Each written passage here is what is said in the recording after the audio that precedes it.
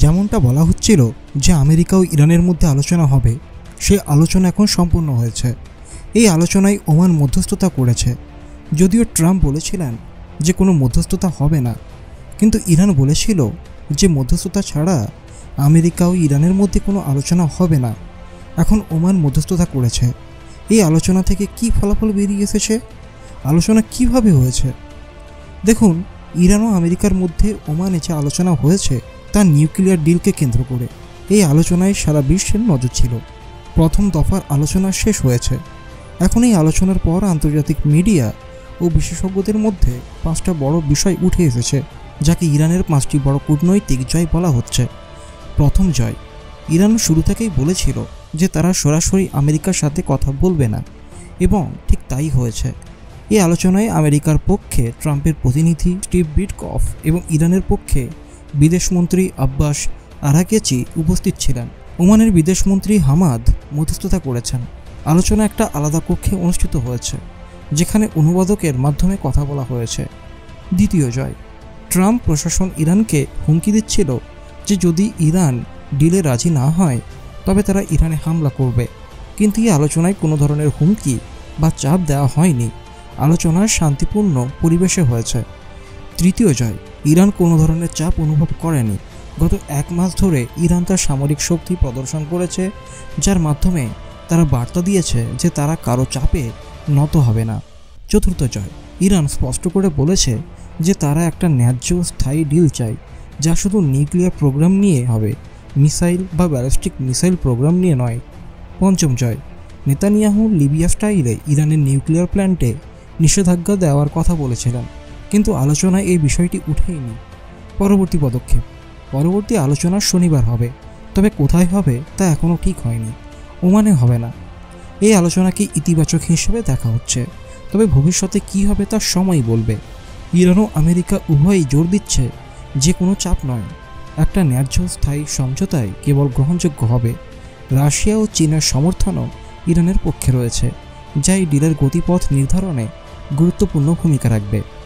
America ও ইরানের সম্পর্ক বহুদিন ধরেই উত্তেজনাপূর্ণ, বিশেষ করে 2018 সালে ট্রাম্প প্রশাসন যখন ঐতিহাসিক নিউক্লিয়ার চুক্তি থেকে বেরিয়ে যায়, তখন থেকেই সম্পর্ক আরও খারাপ হয়ে যায়।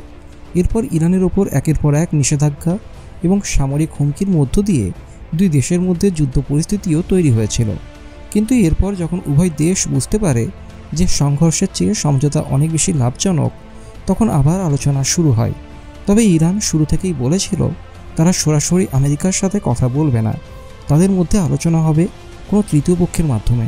ওমান অনেক বছর ধরেই মধ্যপ্রাচ্যের এক নিরপেক্ষ এবং শান্তিপূর্ণ মধ্যস্থতাকারী দেশ হিসেবে পরিচিত। অতীতেও ওমান আমেরিকা ও ইরানের মধ্যে এমন ধরনের মধ্যস্থতা করেছে। এবারও ওমানের পররাষ্ট্রমন্ত্রী হামাদ এই আলোচনার মধ্যস্থতা করেছেন।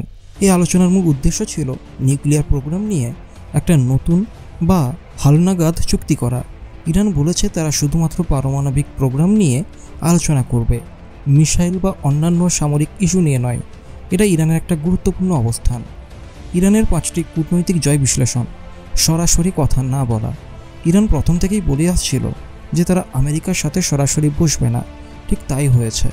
এইভাবে তারা নিজেকে যুক্তরাষ্ট্রের চাপে মাথা নত না করার বার্তা দিয়েছে। আলোচনার সময় যুক্তরাষ্ট্র কোনো সামরিক হুমকি বা চাপ দেয়নি। এটা ইরানের জন্য একটা মনস্তাত্ত্বিক বিজয়।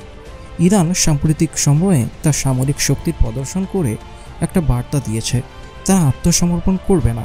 এর ফলে তারা আলোচনায় শক্ত অবস্থানে ছিল।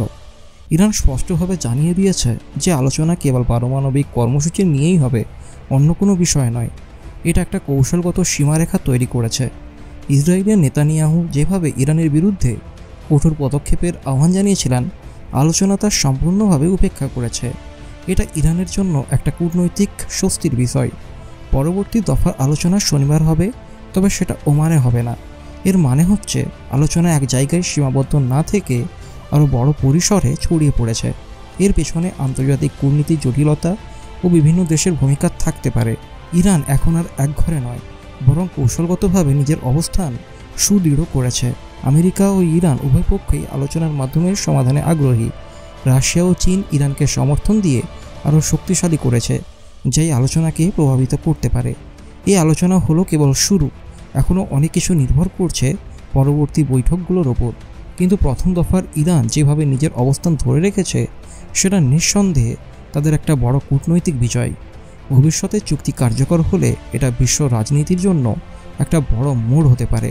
এই আলোচনার একটা প্রধান ফলাফল হতে পারে মধ্যপ্রাচ্যের সম্ভাব্য স্থিতিশীলতা। ইরান যদি চুক্তিতে ফিরে আসে এবং আমেরিকাও যদি নিষেধাজ্ঞা শিথিল করে, তাহলে ইয়েমেন, সিরিয়া, লেবানন সহ বিভিন্ন অঞ্চলে সহিংসতা অনেকটা কমে আসতে পারে। ইরান বিশ্বের অন্যতম বৃহৎ তেল উৎপাদক দেশ। নিষেধাজ্ঞা উঠলে ইরানি তেল আবার আন্তর্জাতিক বাজারে ফিরবে, ফলে তেলের দাম কমতে পারে। এতে বিশ্বব্যাপী জ্বালানি খরচ কিছুটা হ্রাস পেতে পারে, যা অর্থনৈতিকভাবে গুরুত্বপূর্ণ। ইসরায়েল বরাবরই ইরানের নিউক্লিয়ার প্রোগ্রামের বিরোধী। এই আলোচনা ইসরায়েলের জন্য এক ধরনের চাপ তৈরি করেছে, কারণ তারা চায় না ইরান আরও শক্তিশালী হোক। ভবিষ্যতে ইসরায়েল এই চুক্তির বিরোধিতা করে কিছু কৌশলগত পদক্ষেপ নিতে পারে। রাশিয়া ও চীনের অবস্থান। এই দুই দেশ ইরানের ঘনিষ্ঠ মিত্র। তারা চাইবে আলোচনার ফলাফল এমন হোক যাতে আমেরিকার প্রভাব কমে এবং তাদের প্রভাব বাড়ে। তারা ইরানকে উৎসাহ দেবে যেন কোনো অন্যায় শর্তে চুক্তি না করে। অতীতে ট্রাম্প প্রশাসনের চুক্তি থেকে বেরিয়ে যাওয়ার কারণে ইরান এখন অনেক বেশি সতর্ক। তারা চায় স্থায়ী ও আইনি নিশ্চয়তা। যদিও আলোচনা শুরু হয়েছে, কিন্তু অনেক বিষয়েই এখনও মতপার্থক্য রয়ে গেছে, বিশেষ করে ইউরেনিয়াম সমৃদ্ধকরণ মাত্রা, পরিদর্শন ব্যবস্থা, নিষেধাজ্ঞা প্রত্যাহারের সময়সীমা ইত্যাদি। 2024 সালে আমেরিকায় প্রেসিডেন্টের নির্বাচন হয়েছে। নতুন প্রশাসনের নীতি কী হবে সেটা এই চুক্তিকে প্রভাবিত করতে পারে। বাংলাদেশ ও দক্ষিণ এশিয়ার জন্য এর গুরুত্ব। তেলের দাম কমলে বাংলাদেশের মতো উন্নয়নশীল দেশ উপকৃত হবে। মধ্যপ্রাচ্যে শান্তি থাকলে প্রবাসী বাংলাদেশিদের জন্য পরিস্থিতি ভালো থাকবে। এছাড়া ইরান ও চীন মিলে যদি নতুন বাণিজ্যিক বা জ্বালানি উদ্যোগ নেয়, তার মধ্যে বাংলাদেশেও ভূমিকা রাখতে পারে। ভবিষ্যৎ কৌশলগত দিক নির্দেশনা। আগামী শনিবারের আলোচনায় কিছু নতুন এজেন্ডা আসতে পারে, যেমন নিষেধাজ্ঞা কবে ও কিভাবে উঠবে, ইউরেনিয়াম সমৃদ্ধকরণের সর্বোচ্চ সীমা, আন্তর্জাতিক পরিদর্শন সংস্থার ভূমিকা, IAEA, মিসাইল প্রোগ্রাম কতটা আলোচনার বাইরে রাখা হবে। এগুলোই হবে আলোচনার মূল চ্যালেঞ্জ। ইরান এবার চাইবে যেন চুক্তিতে এমন একটা মেকানিজম থাকে যাতে আমেরিকা হুট করে আবার সরে যেতে না পারে, অর্থাৎ লিগ্যাল গ্যারেন্টি বা জাতিসংঘের মাধ্যমে অনুমোদন। এটা নিয়ে যুক্তরাষ্ট্র দ্বিধায় পড়তে পারে। ইউরোপিয়ান দেশগুলো চাইবে এই ডিল সফল হোক, কারণ তারা চায় না মধ্যপ্রাচ্যে আরেকটি যুদ্ধ হোক। তারা চেষ্টা করবে দুই পক্ষকে মধ্যপথে আনতে। ইসলামী বিশ্বের প্রতিক্রিয়া। ইরানপন্থী রাষ্ট্রগুলোর প্রতিক্রিয়া, যেমন সিরিয়া, ইরাক, লেবানন, এদের মধ্যে উৎসাহ দেখা যাচ্ছে। তারা মনে করছে এই আলোচনা সফল হলে ইরান আরও শক্তিশালী হবে এবং ইসলামী ব্লকের প্রভাব বাড়বে। সৌদি আরব ও উপসাগরীয় দেশগুলোর প্রতিক্রিয়া। এরা একটু দ্বিধায় আছে, কারণ ইরান শক্তিশালী হলে তাদের নিরাপত্তার উপর প্রভাব পড়তে পারে। তবে তারা প্রকাশ্যে কিছু বলছে না, কারণ সাম্প্রতিক সৌদি ইরান সম্পর্ক কিছুটা উষ্ণ হয়েছে চীনের মধ্যস্থতায়। তুরস্ক ও পাকিস্তান। তারা আলোচনা সফল হলে স্বাগত জানাবে, কারণ তারা চায় না মুসলিম বিশ্বে অশান্তি থাকুক। তাছাড়া তুরস্ক নিজেও একটা কৌশলগত ক্ষমতা হিসেবে নিজেদের গড়ে তুলতে চাইছে, তাই চায় আলোচনার মাধ্যমে ইরান বৌদ্ধ শক্তি হিসেবে উঠুক। আন্তর্জাতিক মিডিয়া এবং জনমত। বিশ্ব মিডিয়া এখনও ইরানকে সন্দেহের চোখে দেখে, কিন্তু এই আলোচনায় ইরান যেভাবে কৌশলী, শান্তিপূর্ণ এবং পরিপক্ক অবস্থান নিয়েছে, তাতে এক নতুন ইমেজ তৈরি হয়েছে। এই আলোচনা যত ইতিবাচক হোক, তবে একটা ভুল সিদ্ধান্ত বা সামান্য উস্কানিতেও পুরো প্রক্রিয়া ভেঙে যেতে পারে। ইসরায়েল অভ্যন্তরীণ রাজনৈতিক চাপ বা কোনো সন্ত্রাসী হামলা এরকম কোনো ঘটনায় আলোচনা ব্যর্থ করাতে পারে। এই আলোচনা নিঃসন্দেহে একটা গুরুত্বপূর্ণ পদক্ষেপ।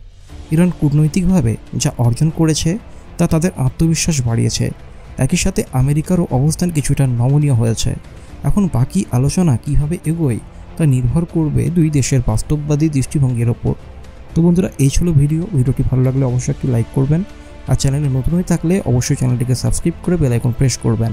তো চলুন দেখা হবে পরের ভিডিওতে।